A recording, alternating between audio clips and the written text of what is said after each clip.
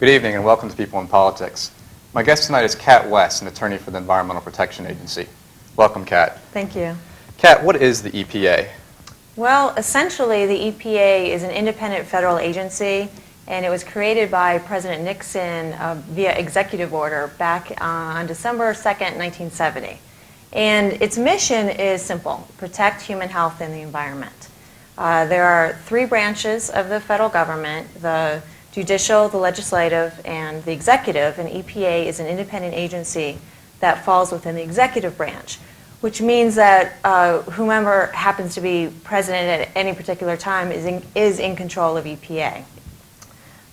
When EPA was first conceived, it was a modest affair, but in the last 34 years, it's grown by leaps and bounds, and there's about 18,000 people employed at EPA now. It's headquartered in Washington, D.C., of course, but there are 10 regions across the nation. And right here in Georgia, we have headquartered Region 4 in downtown Atlanta. And Region 4 is responsible for Georgia and for the 7 states surrounding Georgia. And how many regions are there? There's 10 regions altogether. Now, when this EPA was created in 1970 by Richard Nixon, what was the need for it? Why was it created? Well, let me give you some context. The history of the environmental movement is really a history of crisis. And the perfect example of that is in 1990, we'll jump ahead, the Oil Pollution Act was created. And you have to ask yourself, what was the reason for that? And in 1989, the Exxon Valdez disaster had occurred. So the environmental movement is really crisis and then reaction. So back in the 1960s, there was a growing awareness that there were environmental problems in this country. And really the genesis of the modern environmental movement occurred in 1962. And that was with a publication of a very famous book called Silent Spring by Rachel Carson. And in this book, Rachel Carson exposed the truly devastating effects of humanity's use of agricultural pesticides on the world. There was a decimation of bird populations and insect populations across the world. And in her book, she really took on the petrochemical industry single-handedly. And they tried to destroy her career and they tried to discredit her, but she won. She got DDT banned in the United States. And I don't know if you had this in your neighborhood, but when I was growing up, there used to be a mosquito truck that used to go down the street, and behind it was this fog. And impregnated in that fog was DDT. And as kids, we used to run behind it. Of course, that's crazy to think of now, but directly due to Rachel Carson's efforts, DDT was banned in this country. So the impact of that book was really, it shifted the paradigm of the American public's thinking about the environment. The word environment really entered the political vocabulary for the first time. People understood the causal relationship between human action and adverse impacts in the environment. So you had this, swirling awareness of public perception that there was something wrong. And then on top of that, you had these environmental disasters that started occurring. You had rivers that were on fire because of pollution. You had Lake Erie was dying because of pollution. There was a massive oil spill off of Santa Barbara. The air was, turning black. The drinking water wasn't safe. People were getting sick. So a combination of this growing awareness and all these disasters led to significant events within the environmental movement, and one of them was the creation of the Environmental Protection Agency. What is your background, and how did you become involved with the EPA?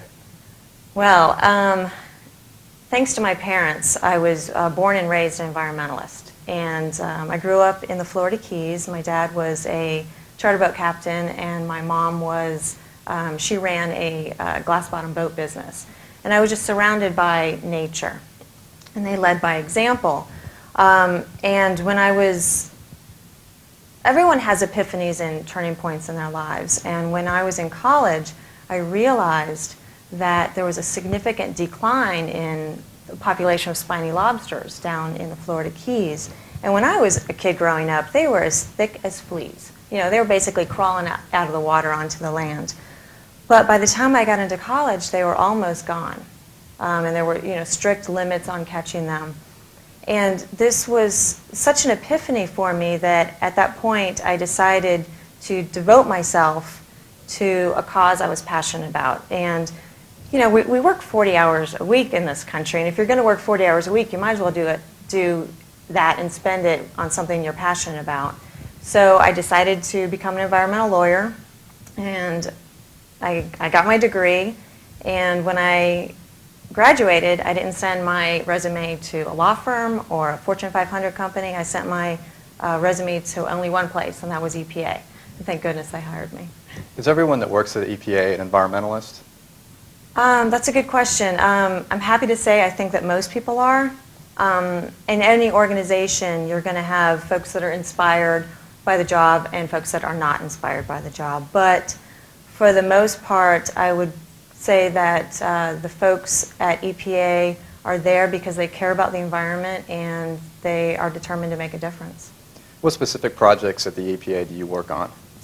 Well, at the EPA, I spend about 50% of my time on enforcement issues, and I spend about 50% of my time on a new initiative that EPA is pushing right now. It's on redevelopment of contaminated properties. On the enforcement side, I'm happy to announce that actually today I found out that a settlement was finalized where we are protecting over 1,000 acres in Mississippi that's going to be under a permanent conservation easement that resulted from an oil spill that happened there. So what we do is when a person or a company violates a federal environmental law, we build a case against that person or company. We bring them in and negotiate, and we either try to extract, a penalty or a fine out of them that serves as a warning to other folks, or we try to get them to clean up, whatever contamination or harm has occurred. And if we are unsuccessful in our negotiation, then we will file a complaint in either administrative court or in federal district court against them. On the redevelopment side, which makes everyone happy, it's a win-win situation, a problem, an unintentional consequence has occurred from the environmental laws in this country. And as good as they are and as valuable as they are to the American public, they have created a situation that the layman calls a brownfields. And brownfields are these permanently abandoned sites across the nation whose reuse or redevelopment is impeded due to fear of liability. So for instance, say a piece of property becomes contaminated, no one wants to buy it, to redevelop it, to reuse it afterwards because they're afraid that liability is going to attach to them and they're going to end up paying money or they're going to end up being responsible. And so across the nation, we started to have pockets of these permanently abandoned, blighted areas, and it was, a problem for the community, but for me, even worse, it was a problem for the environment because instead of, the public or industry or retail reusing that site, instead they were forced to go out into green fields, gobbling up green space and gobbling up farm fields in order to expand or create a business. And so EPA's initiative is to remove those liability concerns, remove the technical concerns, and encourage, facilitate the reuse and revitalization of these areas so we can save our green space. And the best statistic that I like to use is that for every acre of brownfield that we can facilitate the redevelopment of, 4.5 acres of green space are preserved. Now, these brownfield areas were once locations of toxic sites? Not necessarily toxic, but either there was some sort of contamination, or in some instances, it's even the perception of contamination. Say there was a gas station there at one point. No one even wants to go in to test it to find anything out about it because they're so afraid of the liability. So how does the EPA remove those legal possibilities if a company goes in there and they're afraid of being held liable for health issues of employees or people that work in the brownfield area? How does the EPA remove those type of liability possibilities? Well, we have a number of mechanisms in place. We have contracts They're called covenants not to sue that we'll enter into with someone who wants to redevelop an area, and that's proved very effective. But even more exciting, in January 11th, 2002, a new act was enacted, and it was called the Brownfield Amendments, and it amends the Superfund Act. And basically what that says is that if a person wants to come in and redevelop a Superfund site, and there's 40,000 plus Superfund sites in this country, if someone wants to come in and redevelop a Superfund site, all they have to do is satisfy 8 criteria, which are enumerated in the Brownfield Amendment statute, and they are protected from liability. It's a self-implementing statute. They don't have to come to EPA for anything. All they have to do is satisfy those criteria, and they are protected from liability. So what option does a person that feels like they've been inflicted with a disease or they caught something from this brownfield site, what option do they have if they feel like somebody should be held liable for their health condition if they can't go to the employer? Well, that's a separate matter. That is called a third-party toxic tort, and that is not handled through the government. That would be someone hiring their own lawyer and then suing whoever they felt was responsible. Now you mentioned the Superfund site. What is a Superfund? A Superfund site is a site that is usually fairly contaminated with a hazardous substance, a pollutant or a contaminant. And not only does EPA, does the federal government have an environmental protection agency, but each state also has its own environmental protection division or department or agency. And usually the Superfund sites are the really bad ones. It's the ones that the state can't handle on their own. They either don't have the budget or they just don't have the maybe the technical expertise. And EPA, federal EPA, will step in and take over those sites and make sure that either the responsible party cleans them up or we clean them up ourselves. You're watching People in Politics. My guest tonight is Kat West, an attorney for the Environmental Protection Agency. We're taking your phone calls live at 404-873-1349. Kat, are there any Superfund sites in the Atlanta area? Unfortunately, yes. In almost every major city there are Superfund sites. In fact, on EPA's website, which is www.epa.gov, very easy, there is a map. There's a link, I think it's called Enviro Map, and you can actually find out the environmental conditions in your area. I don't know how many Superfund sites are here in Atlanta. I know there are 2 because they're my sites that are in Midtown. So a Superfund site is an area that's been contaminated before it becomes the brownfield, which you talked about earlier. Brownfield is a site that has been quote-unquote cleaned up, but people are afraid to go in there because of liability concerns. So is that the difference between a Superfund and a brownfield? Well, it's very complicated, but a Superfund site is a site that is contaminated and the federal government is aware of it and the federal government has jurisdiction over it. A brownfield site is a site that is perceived to be contaminated or is lightly contaminated. And because of that, it's, redevelopment is impeded. We also have, of course, the same problem with Superfund sites because we know they're heavily contaminated, and so redevelopment is impeded. So EPA has a holistic initiative right now to redevelop all contaminated sites. That includes underground storage tank sites, which a lot of gas stations have, the Superfund sites, which I mentioned, brownfield sites, and there are an estimated up to 600,000 brownfield sites in this country. In fact, the Conference of Mayors, when they met, I think it was a year or 2 ago, they identified brownfields as the #1 environmental problem in their cities. And then there's also RCRA sites. There's a number of categories of contaminated sites, but EPA is looking to integrate all of its initiatives to provide tools, information, and liability protections to get all of these properties redeveloped. Could you mention 1 or 2 specific sites in Atlanta that fall under the heading of a Superfund site or a brownfield site?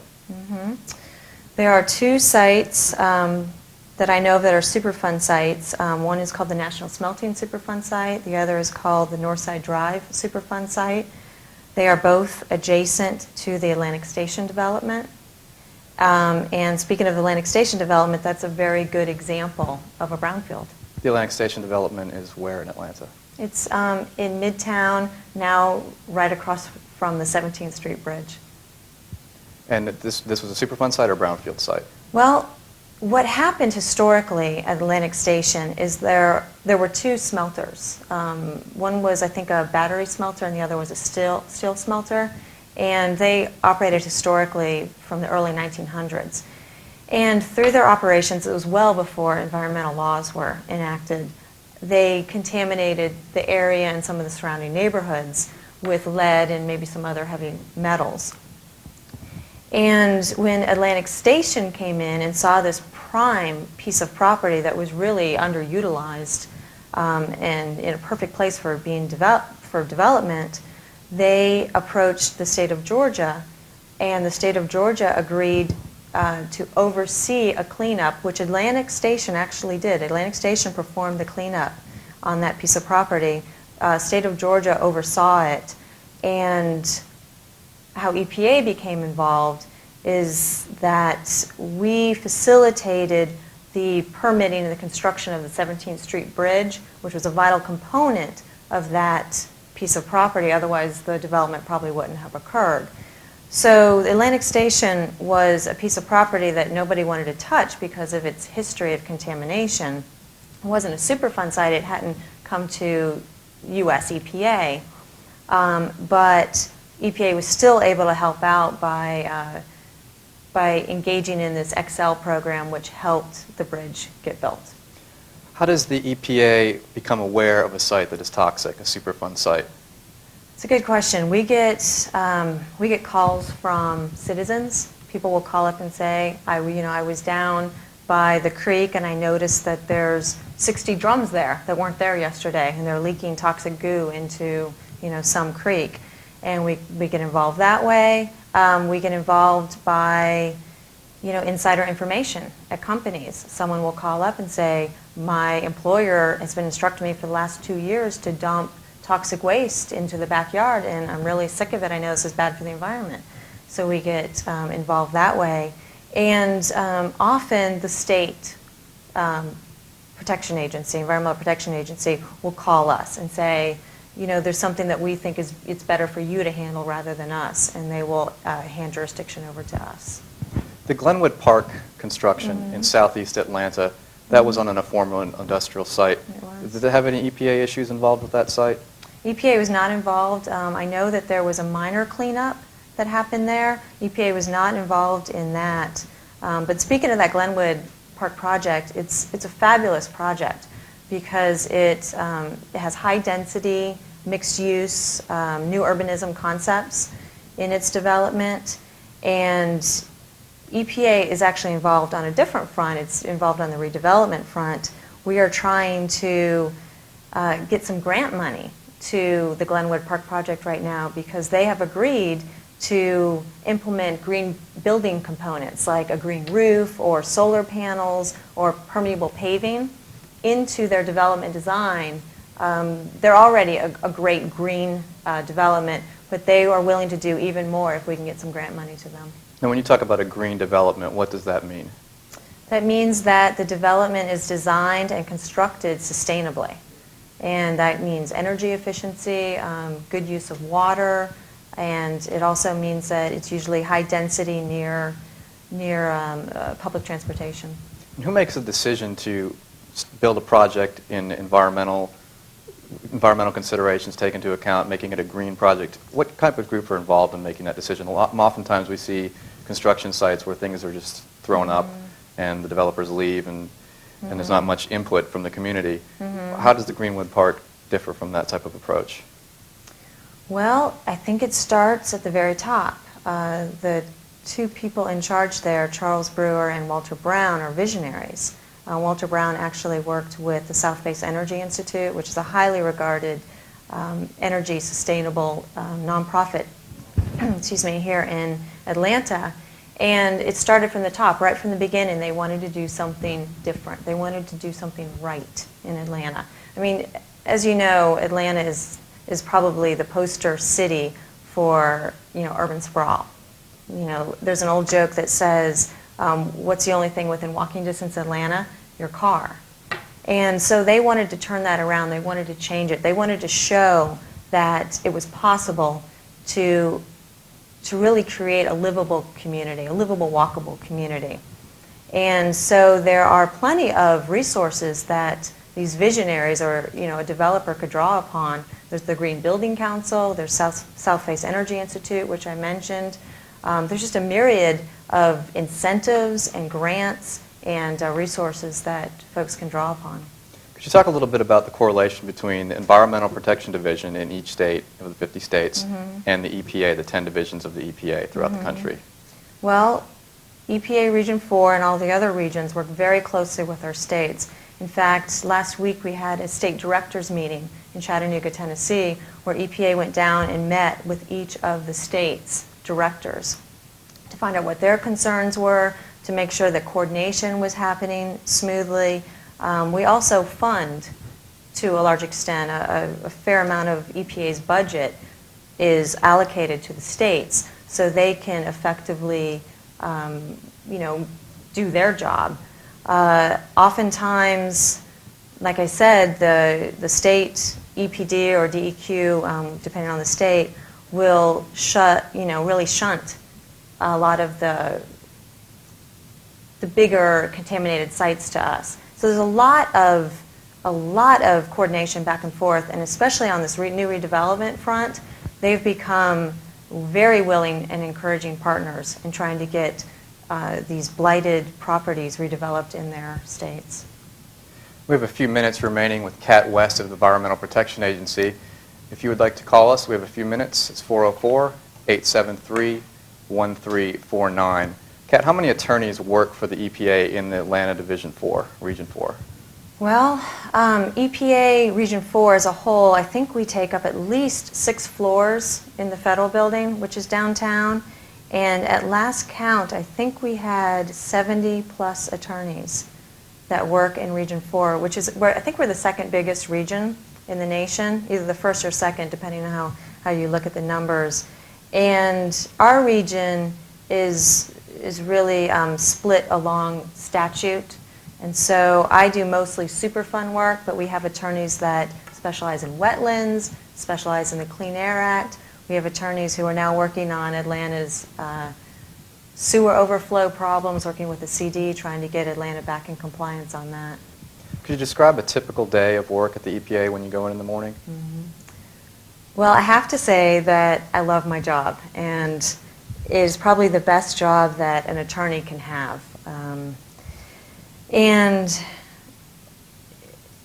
every day is something new and exciting. 50% of my time I spend on enforcement and calling people in and negotiating with them. The other half of my time is really spent in consultation with other attorneys trying to get sites redeveloped. In fact, today I went to a meeting that was held here in the city attempting to get the belt line, that trolley line that is proposed to be built in an inner loop around the city, trying to facilitate that to be built. And it's just really exciting to be a part of all these projects with all these visionaries. What type of obstacles do you encounter through the EPA that make things difficult to solve? Well, I mean, the agency, it's a government bureaucracy, and things move slowly. And at first, when I arrived at EPA, I was a little frustrated with sometimes how slowly things move. But now I realize there's probably a purpose to that. We don't want to spring things on the public too quickly. We want to move things, as expediently as possible.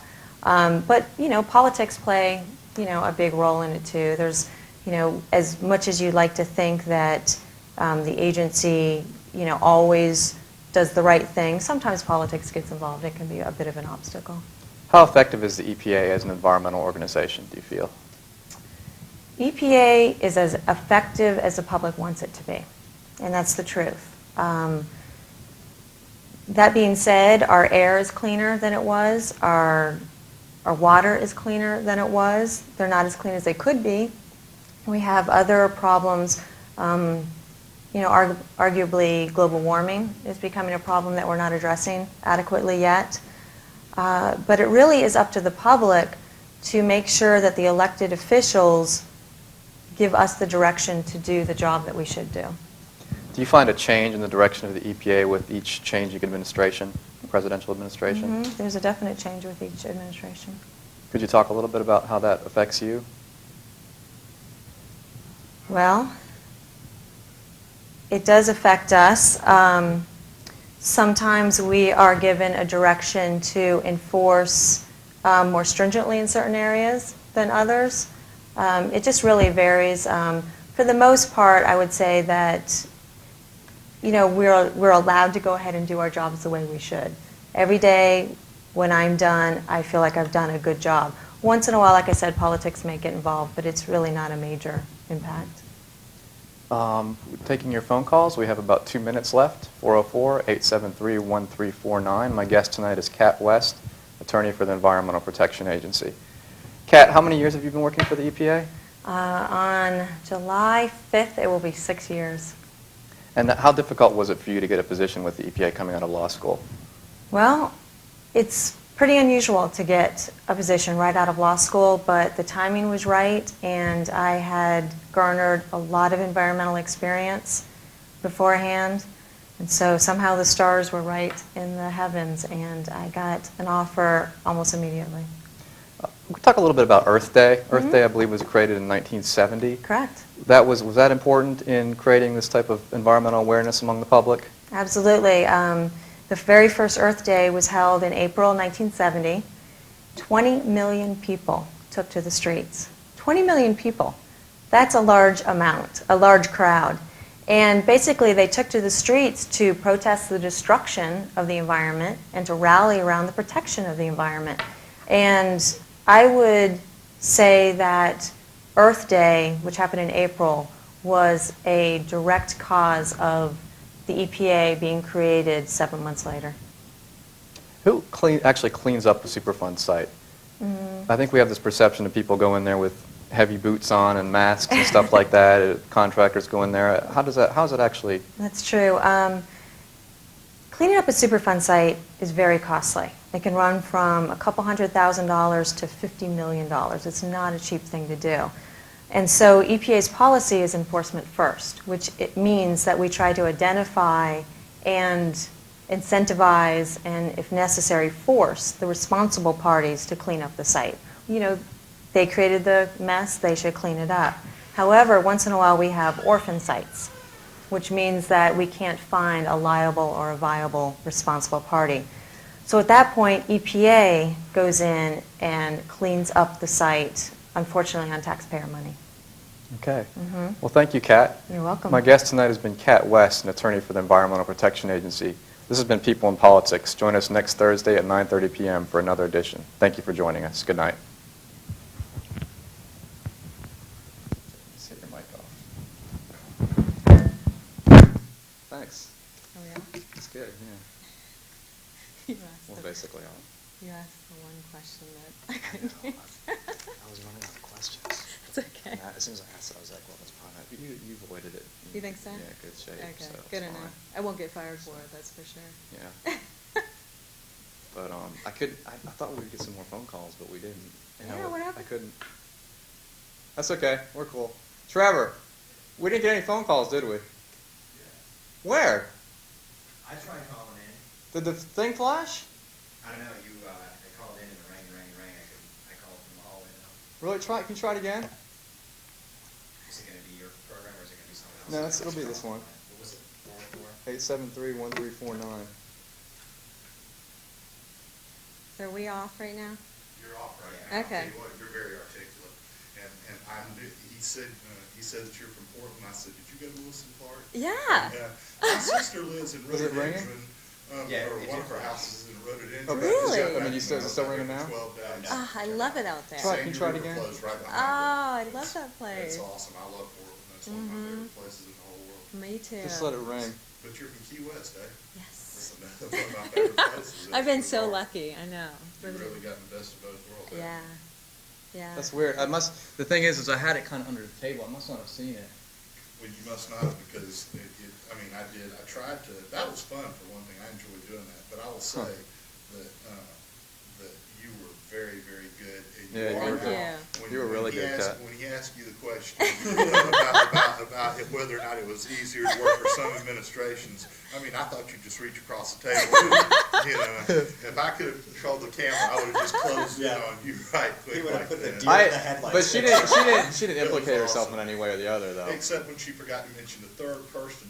that, Yeah, for Green Street Properties, Who is that? Catherine, I what's don't. her name? I've never met her. Oh, okay, Yeah. good. I don't know who she Well, is. Yeah, she's the third person in the triangle of Green Street Properties. I've never heard of her. Well, then, as long as you haven't heard of her, Yeah. Yep. then As you long have as- no I've only met the culpability. two. No culpability Right. on your part there. Right. Yeah, I'm sorry about that, Kat. Oh, sweetie, I was it's running out okay. of I was running out of I know. questions, and I was I know, like, I Not said, the questions, you know, you were good. You were very You were good. very I was, good. but you know what I screwed up is I couldn't see that Shoot. flasher, so I kept like I don't leaning know over if looking anyone at it. ever called besides me, but it was.